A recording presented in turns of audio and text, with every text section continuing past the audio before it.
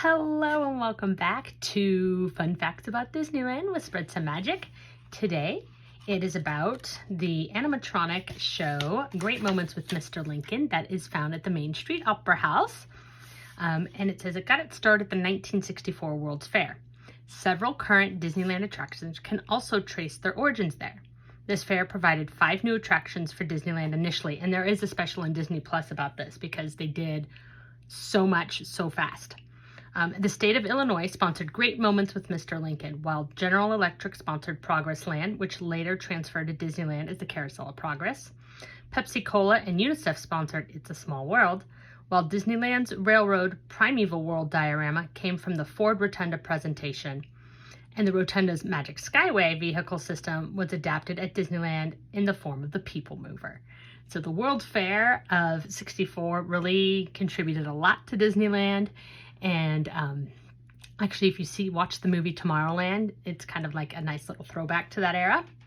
Furthermore, the audio animatronics of early mankind in the time-traveling Rotunda show were deemed too crude for Disneyland and were consigned to the junkyard instead.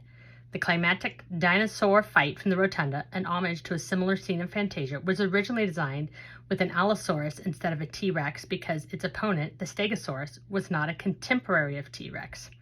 Disney had received criticism of the scene in Fantasia featuring the T-Rex and Stegosaurus, so the idea was to aim for historical accuracy in the World's Fair presentation, while still paying homage to the film. Nevertheless, the final version featured a familiar T-Rex. Anyways, this is a great place to take a break, and honestly, when you watch it and you've got the headphones on, it's really a cool experience. Great Moments with Mr. Lincoln.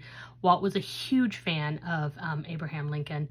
And it's just, when you think that it's like 1960s technology I guess we're 60 years later, right?